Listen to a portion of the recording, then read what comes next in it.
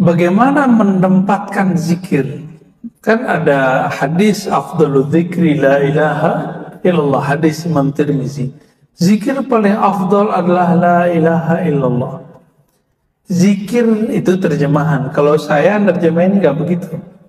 Zikir paling lezat adalah la ilaha illallah. Ada zikir juga astagfirullah. Kapan ditempatkan? Zikir istighfar itu namanya zikir prakondisioning. Jadi sebelum kita menikmati kelezatan zikrullah la ilaha illallah, bersihkan dulu wadahnya. Ini gelas saya bersihkan dulu, baru saya tuang air.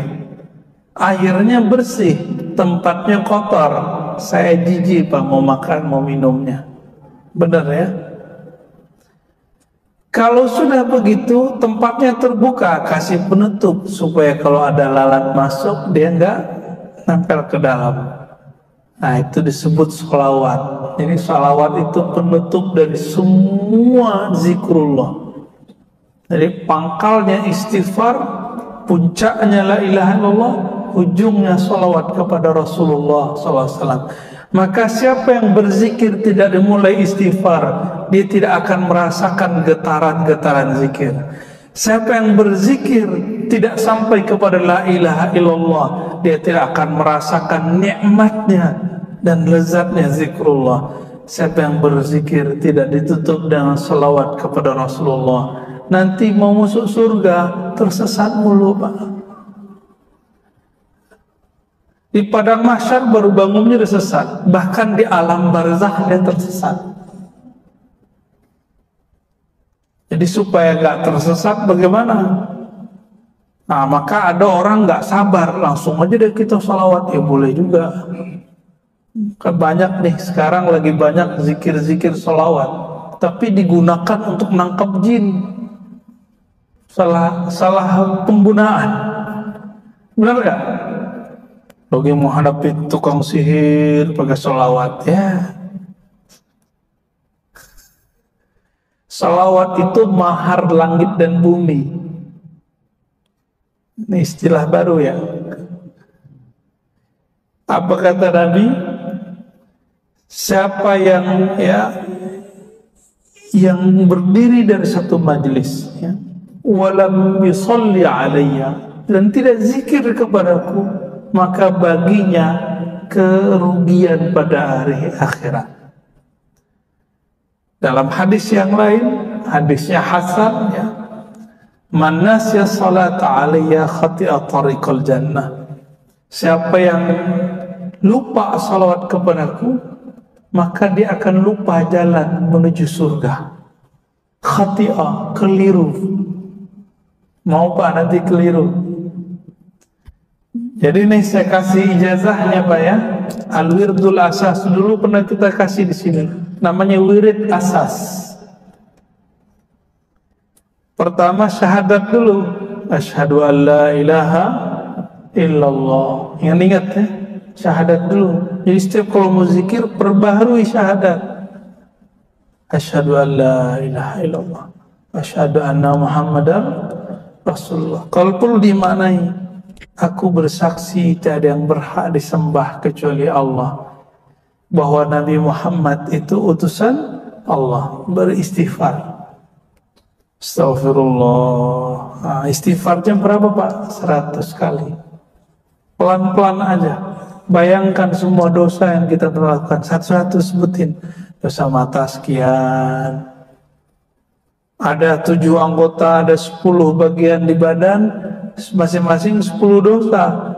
Udah Pak, jadi 100 dia. Ya, inilah hakikat zikir Nabi. Beliau beristighfar setiap hari 100 kali. Bedanya beliau nggak punya dosa zahir, nggak punya dosa batin. Beliau menganggap kurang syukurnya sebagai dosa.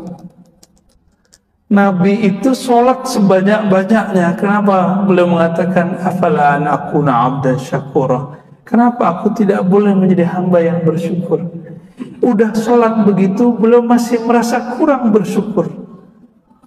Keluar dari tempat buang air beliau mengatakan, ghufranak, ya Allah ampuni aku kurang mensyukuri nikmat bisa buang air. Yang pernah mengalami mampet tuh ya selangnya, pernah nggak? Sakitnya bukan main, bener. Sakitnya bukan main kalau kita nggak dikasih nikmat buang air kecil. Maka Nabi bersyukur, Nabi menangis, Pak, mengatakan ghufranak, ya Allah ampuni aku. Jadi Nabi minta ampun bukan dari dosa. Nabi minta ampun karena kurang syukur. Ini beda istighfar kita dengan istighfar Nabi. Kalau kita benar-benar berdosa, karena dosa kita banyak. Belum lagi dosa batin. Oh, kalau ditambah begitu bisa 200 istighfarnya. Ya cukup 100 dulu. Nah, ini mengamalkan sunnah Nabi. Tuh angka dari Nabi bukan? Dari Nabi, Pak. Setelah itu baca La ilaha illallah. Kalau waktu luang Bapak misalnya udah pensiun nih. Udah pensiun, Pak? Nah, kalau udah pensiun saya kasih yang panjang ya, Pak.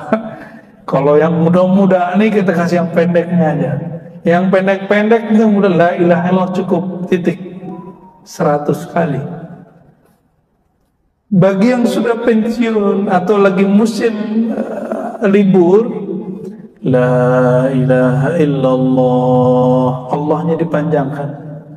Wahdahu la syarikalah, lahul mulku wa hamdu wa huwa ala kulli syai'in qadir. Di makna itu, lahul mulku wa lahul hamdu. Miliknya lah semua kekuasaan, semua kerajaan. Miliknya lah semua pujian. Maka kalau kita dipuji, yakinkan, i'tikadkan pujian itu kembali kepada Allah, baru boleh, Pak, menerima pujian.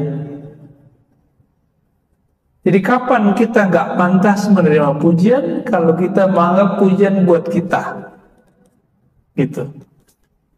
Tapi kalau kita dicaci maki orang, jangan yang kembalikan kepada Allah. Itu emang kita, Pak, yang jelek. Ya. Berapa kali? 100 kali. Beberapa masyaikh kita menambahkan, yuhyi wa yumitu wa huwa ala kulli syai'in, dia menghidupkan yang mati. Tapi di hadisnya begitu doang. La ilaha illallah wa la syarikalah, lahul mulku wal hamdu wa huwa ala kulli syai'in qadir. Dia berkuasa atas segala sesuatu. Ini dibaca, intinya ada di la ilaha illallah. Kalau Bapak nggak fokus di kalimat setelahnya, cukup baca la ilaha illallah. Berapa kali? 100 kali. Yang nggak sempat lagi duduk, habis sholat, buru-buru mau kerja, ya di motor, di mobil, boleh. Ya. Terus yang ketiga, karena semua zikir tanpa sholawat tidak sampai kepada Allah, maka wajib sholawat. Jadi sholawat itu bagi saya bukan sunat, Pak. Yang bilang sunat udah lewat udah, ya. Sholawat itu wajib hukumnya. Kenapa wajib? Bahkan lebih wajib dari sholat. Sholawat itu lebih wajib dari sholat. Kalau nggak ada sholawat, sholawat nggak naik. Kalau nggak ada sholawat, sholat tidak naik. Baru dengar antum ya, sholawat lebih wajib dari sholat. Bid'ah kan nih? Yang sering dibaca oleh imam, innallaha wa malaikatahu yusalluna 'alan nabi. Sesungguhnya Allah dan para malaikat bersalawat kepada Nabi. Wahai orang beriman, ya allazina amanu sallu alaihi wa sallimu taslima. Wahai orang beriman, kalau engkau percaya kepada Allah, percaya malaikat Allah, bersalawatlah kepadanya dan ucapkan salam rindumu. Allah sholat nggak, Pak? Sholat kayak kita nggak Allah? Saya mau nanya serius. Jawab dong. Allah sholat subuh nggak? Allah haji nggak? Allah zakat nggak? Enggak ya. Tapi Allah sholawat. Jika Allah bersolawat, maka sholawat itu apanya sholat? Sholawat itu adalah kendaraan sholat untuk naik ke hadirat Allah Subhanahu wa ta'ala. Kita nyebut naik bukan berarti Allah bertempat tinggi ya. Nanti ada pembahasan khusus ya. Pertemuan di mana? Oh bukan di sini ya. Di Duri. Ya udah di sini aja kita jelasin ya. Allah itu maha tinggi mutlak, tapi bukan tinggi arah dan tempat. Kau wajib meyakini Allah maha tinggi, kan namanya Ali. Karena ia bukanlah benda, maka ketinggiannya bukan arah. Jadi kita wajib meyakini Allah maha tinggi. Itu wajib hukumnya, ya. Udah berapa tadi? 3. Yang terakhir, subhanallah bihamdi, subhanallah azim, 100 kali ditutup adada khalqihi wa zinata arsyihi wa ridha nafsi wa midada kalimah. Tapi kalau bapak pensiun 100 kali baca itu pak. Subhanallah bihamdi, subhanallah azim, adada khalqihi wa zinata arsyihi wa ridha nafsi wa midada. Nikmat itu. Itu udah bawa satu kontainer zikir itu di belakang ya. Seberat aras, sebanyak makhluk Allah. Pernah nimbang aras ya? Badan aja lupa nimbang, apalagi nimbang aras.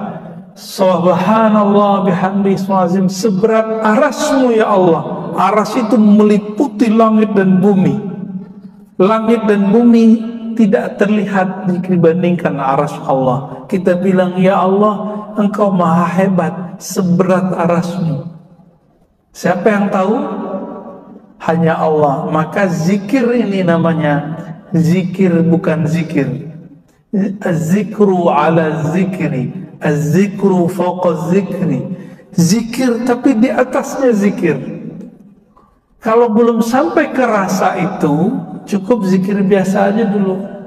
Jadi kalau belum muncul nih rasa alam semesta berzikir, maka lebih afdal zikir subhanallah bihamdi subhanallah azim tanpa tambahan.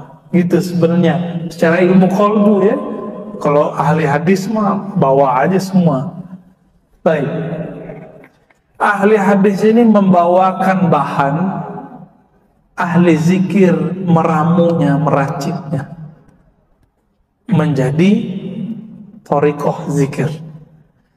Ahli hadis bawa riwayat, ahli fikih meramunya menjadi hukum. Gitu Pak ya. Nah, sekarang muncul pemahaman ahli hadis itu sudah punya metode sendiri. Ini kekeliruan besar. Ahli hadis nggak bisa meramu sendiri kecuali dia ahli fikih, kecuali dia ahli zikir. Nggak ada ilmu yang mandiri di dunia. Semua ilmu saling berkaitan dan beririsan. Gimana? Udah 6:30. Kalau masih ada pertanyaan lain, tapi sebelum itu ini ada pertanyaan dari ngambil estafet nih. Iya, fadal. tentang zikir juga. Bagi kita awam, mungkin kita mengambil zikir yang dalam hadis yang pasti. Namun zikir yang dari para ulama yang melaksanakan dan menjalankan, kita kan itu tahu dengan kondisi zaman sekarang siapa yang bersangkutan. Yang pertanyaan saya, apakah kita termasuk bersalah andaikan kita dengar hanya dari online, dari TV atau dari selama di apa namanya ya di forum yang kita tidak kenal dan langsung berjumpa dengan guru atau itu masuk juga bersanad. Iya bersanad tapi online. Sanad online. Sanad juga Pak. Anak kita sekolah online, sekolah offline, beda nggak hasilnya? Beda efeknya? Kalau sekolah online, itu tengkar emak-emaknya dahsyat sekali. Ayo deh, adanya masih beda. Itu semua emak-emak mengalami hal itu. Ya, dia kira anaknya kok bodoh, padahal semua anak begitu. Di dalam diri kita, kalau kita ngaji online, Bapak akan berurusan dengan itu, Pak. Ini bener gak ya, bener gak ya, begitu. Itu berkelahinya dalam diri. Tapi kalau ketemu guru yang mumpuni, hilang semua itu. Karena dalil itu ada pada diri guru. Dalil yang hidup namanya guru yang bersanad. Dalil yang tertulis kitab. Ya. Jadi sebenarnya kalau ada guru kita bersanad itu lebih afdol daripada lembaran-lembaran kertas. Kertas ini kan mati Pak. Kertas-kertas zikir itu. Ada nyawa nggak kertas itu? Nggak ada. Yang ada nyawa si kolbu ulama ini. Karena dia punya nyawa, punya spirit, dia bisa mewariskan spiritnya kepada kita. Kalau buku kan nggak bisa. Masa kirim Fatihahnya ke kertas kan? Tidak kirtos, tidak, nggak bisa. Online, bagaimana online? Ya, karena zaman ini ilmu mudah, maka orang sekarang bisa ngambil ilmu apa aja dengan mudah. Tapi saya ingatkan, kalau belum kenal gurunya, belum dapat izin darinya, terus ngamalin zikir via online, yang zikirnya bukan diambil dari Quran dan Sunnah, saya khawatir baru cerita khodam-khodam tadi itu terjadi. Dan ini sudah banyak di YouTube tuh, zikir kulhu geni, ijazah ya mahar sekian, zikir ini zikir aneh-aneh zikirnya ya. Akhirnya apa yang terjadi? Nggak satu dua yang udah mulai begini ya, karena nggak ada yang guidance. Orang di guidance aja belum tuh lulus, gimana yang sendiri? Jadi umur Bapak berapa Pak? Maaf nih. 6. Udah wajib Pak. Udah wajib belajar zikir dah. Jangan online lagi. Cari gurunya, minta bimbing.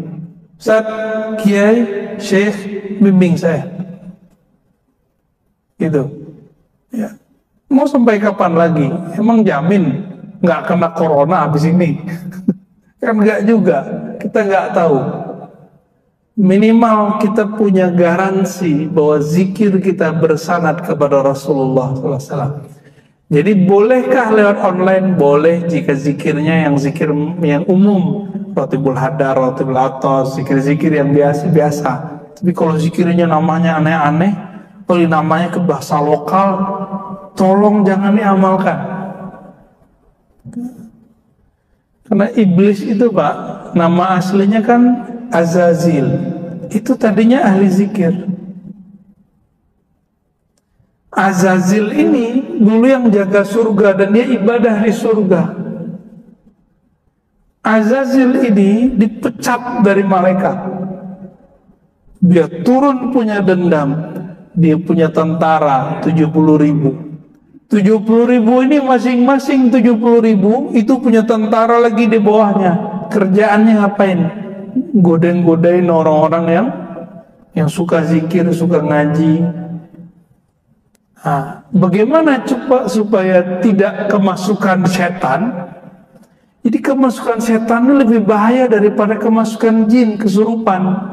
Orang kesurupan biarin aja dia begitu tukang-tukang sendiri kan.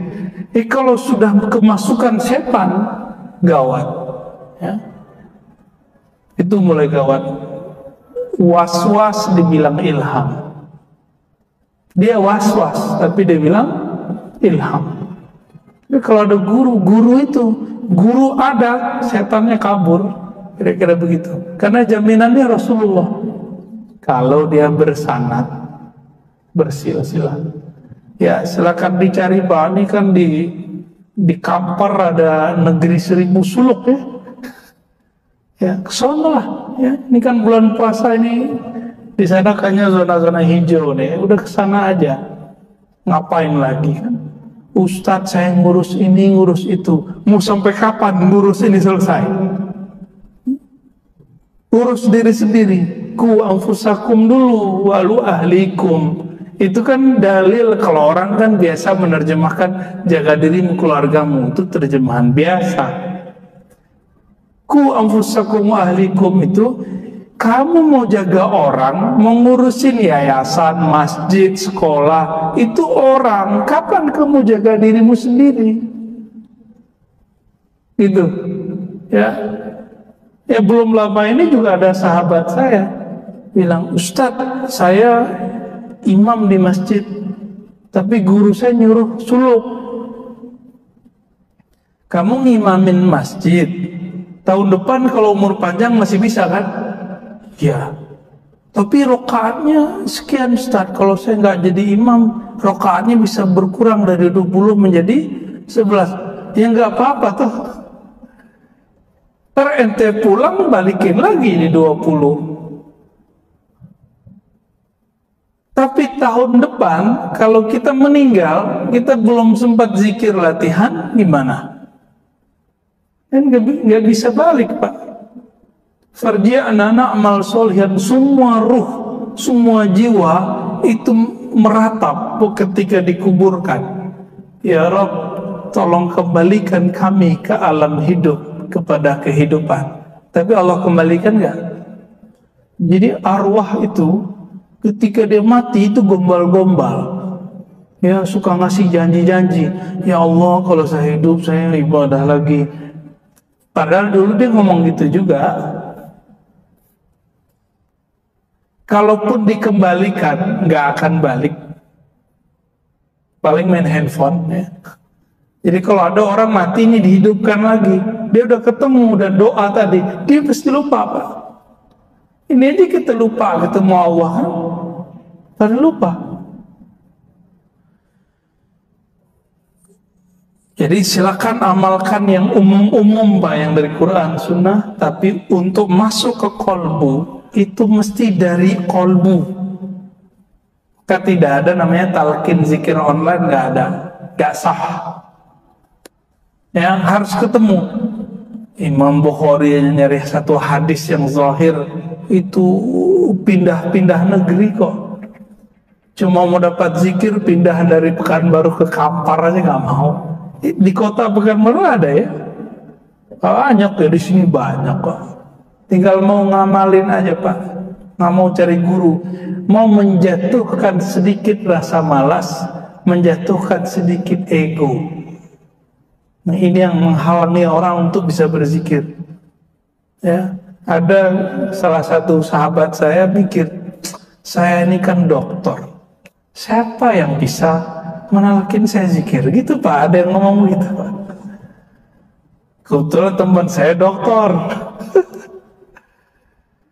Waduh, saya bilang zikir itu kan nggak, wisudanya bukan di kampus bro, ya. Zikir itu wisudanya di surau, di zawiyah, di ribat. Ijazahnya, wisudanya langsung dari syekh mursyid. Itulah doktornya. Maka orang yang bergelar syekh mursyid, dia dokter zikir. Jadi kita yang punya gelar-gelar ini, gelar-gelar duniawi, itu urusan dunia. Nggak laku Pak di alam zikir. Coba dokter berlaku nggak dalam kubur? Ya dokter, man rabbuka? Hei dokter, siapa Tuhanmu? Ada nggak hadis begitu ntar? Nggak laku. Gelar itu cuma berlaku di kampus. Nggak laku di masjid aja nggak laku. Dokter nggak laku kan? Ada dokter nggak lancar baca kulhu nggak bisa jadi imam, Mbak. Udah Pak ya? Gimana? Udah.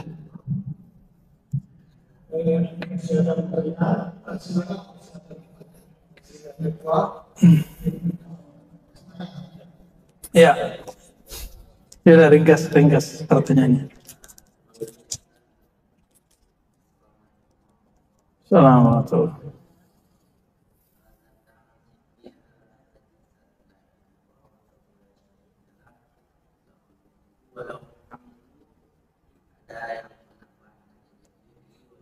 Hmm.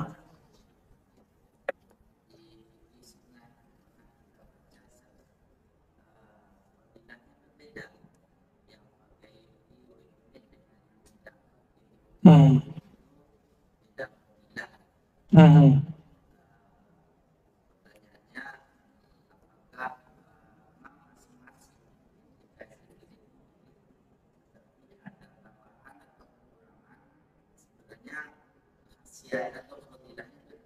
Hmm.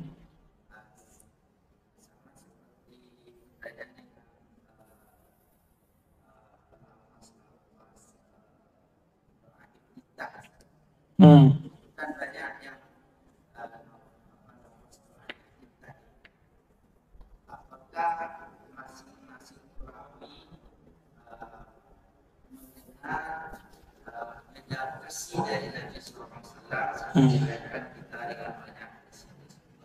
Atau itu tergantung kepada kekuatan perawi sendiri atau kekuatan sahabat misalnya apalah mereka sehingga itu disampaikan kepada kita. Sehingga kalau kita mengampungkannya itu semua boleh. Iya. Atau sebenarnya tidak boleh. Ini dibaca khusus niatnya jadilah yang satu lagi yang seperti ini yang ada tertentu atau yang tidak tertentu pertinanya beda lagi. Iya. Itu khasiatnya beda lagi. Baik. Iya.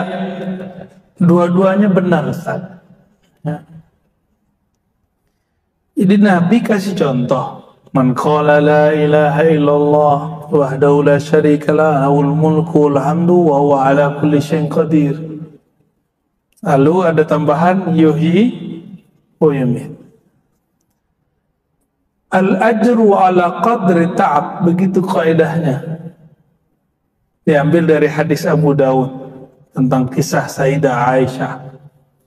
Rahasia dari ganjaran pahala itu berdasarkan kadar lelahnya orang beramal. Orang yang baca yuhyi wa yumiit lebih banyak gak usaha effortnya daripada yang gak pakai. Saya cuma baca la ilaha illallah, beda gak dengan yang nambah lahul mulku? Beda ya? Begitulah kira-kira. Maka imam kita, para imam kita sepakat, beda zikrullah, beda natijah zikir. Beda zikrullah, beda efek zikir. Maka zikir yang ada istighfarnya, astaghfirullah, dengan zikir yang cukup Rabbighfirli, itu beda efek di kalbu. Subhanallah bihamdi, subhanallah azim, itu beda dengan cuma sekedar subhanallah, itu beda. Ya. Rahasia-rahasia ini hanya bisa dimengerti oleh orang yang mau merasakannya. Maka ulama kita buat kaidah la yafhamuha illa man zaqaha. Tidak faham bab ini kecuali yang telah merasakannya. Jadi kalau nggak dijalani nggak ketemu. Jadi hadisnya itu emang digabung. Ini satu mazhab, yang satu lagi kalau hadis begitu aja, itu saklek. Yang benar manhajul jama'i, digabung. Ya, itu yang afdal. Maka Imam Nawawi mengatakan, jika kamu ketemu hadis lafaznya bagaimanapun, amalkanlah walaupun cuma sekali, bahkan itu pun dhaif, amalkan. Itu Imam Nawawi. Ya, silakan diamalkan dengan semua versinya. Ya. Itu juga di dalam salat kita bisa Boleh. dalam lafaz tahiyat. Saya kalau iftitah saya gabung antara wajahtu dengan Allahumma ba'id baini. Ya, biar jadi NU Muhammadiyah, Muhammadinu. Ya. Mungkin satu lagi terakhir, dia ada acara lain nanti. Mungkin satu lagi terakhir, silakan. Ya.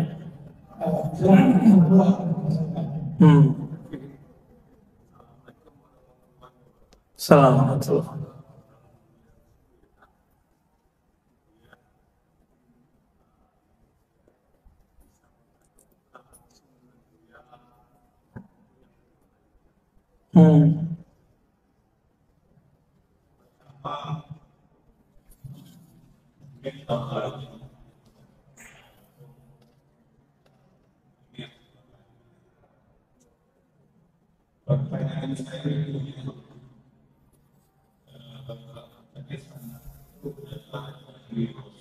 Sallallahu alaihi wasallam.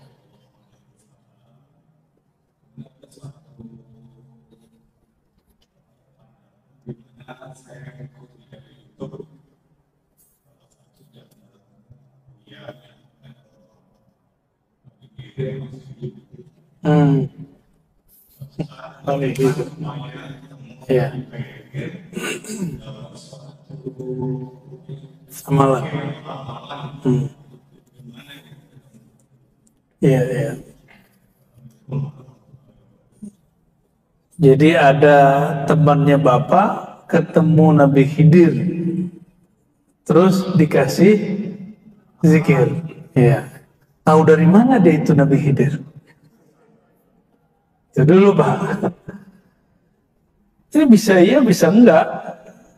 Ya. Ya. Saya bertanya kepada ahli Khidriyah, ahli Thariqat Nabi Khidir itu. Jadi Thariqatnya ada, Pak. Kalau kita mengalami kejadian ini, tahu dari mana kalau ini beneran Nabi Khidir atau itu setan? Kata beliau, istafti qalbak, tanya hatimu, sirmu.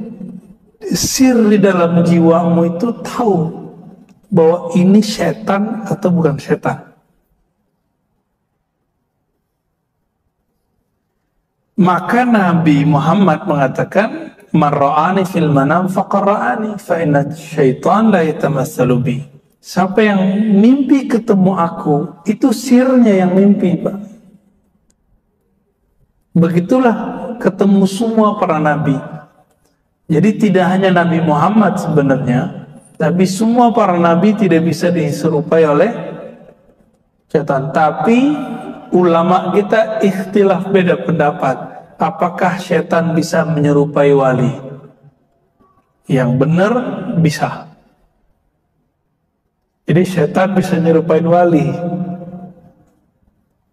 tapi tidak bisa menyerupai nabi, kecuali ulamanya kita tahu namanya dan ulamanya pewaris dan kita bersanad kepada ulama tersebut, insya Allah itu garansinya.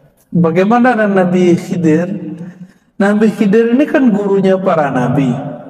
Nabi sudah nggak ada, maka sekarang dia jadi gurunya para wali. Kalau calon-calon wali itu beruntung dia ketemu Nabi Allah Khidir. Nabi Musa aja berguru ke Nabi Khidir, masa wali enggak? Oh enggak ada, Ustaz, semua orang terdahulu udah mati. Ya itu pemahaman ente, kan ayatnya enggak ngomong tentang Nabi Khidir mati. Ya. Kalau begitu setan seharusnya sudah mati dong, iblis sudah mati dong, jin sudah mati. Enggak. Jin itu kalau enggak dia berperang sesama mereka atau terbunuh karena berperang dengan manusia, dia enggak mati-mati, Pak. Jin lebih mulia Nabi Khidir apa Nabi jin? Ya, Nabi Khidir itu kan tinggalnya di laut. Kita nggak tahu di mana lautnya ya. Dan sangat mungkin ada seseorang bertemu Nabi Allah Khidir lalu dikasih ijazah. Apa status ijazahnya? Ijazah zikirnya ini berlaku untuk dirinya sendiri.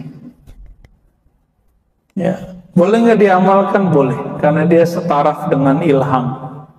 Ilham, mimpi, ketemu Nabi, ini berlaku untuk diri sendiri. Ya. Boleh nggak diamalkan orang? Nah, proses pengajaran ke orang nanti ada proses panjang, ada proses tashihnya. Nanti dalam waktu kita bahas. Ini nggak ada tema bahas Khidir kan? Oh, berarti nanti kalau umur kita panjang nggak ada halangan kita bahas. Pembahasan khusus, Pak. Saya bedah kitab kecil, kita buat daurah nanti ya. Kajian tentang riwayat Nabi Khidir, karya Imam Ibn Hajar, insya Allah. Baik, ya, ya. Oh, Pak Imam nih, spesial nih.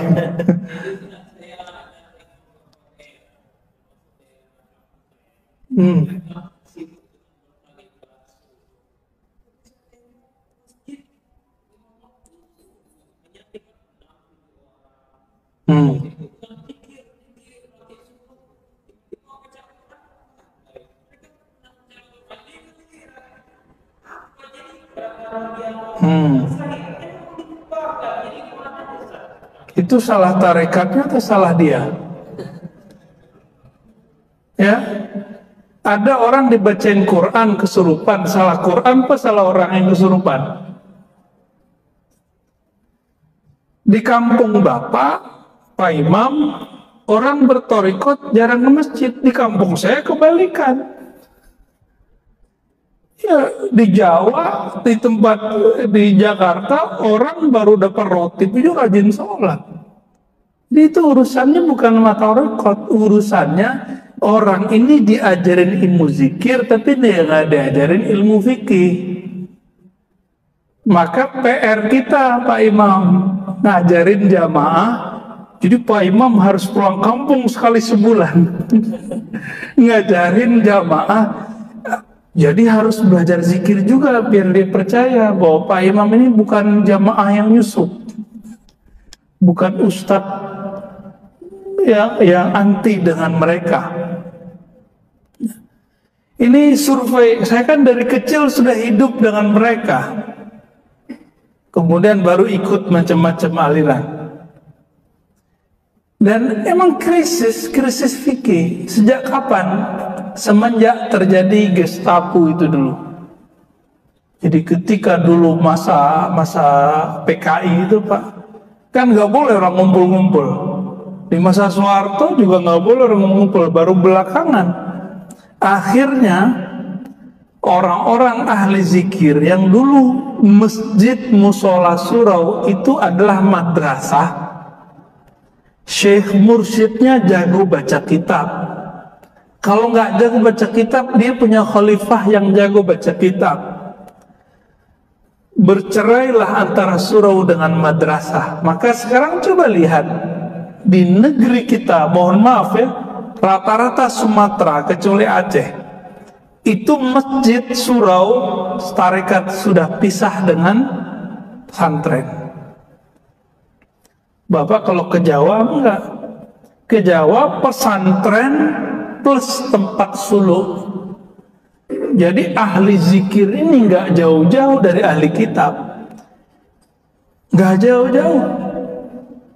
Ini kurangnya kita, Pak. Ya, ngakulah antum punya ijazah macam-macam yang orang bertorikot, tapi ngaku aja bahwa kemampuan berdalil kurang.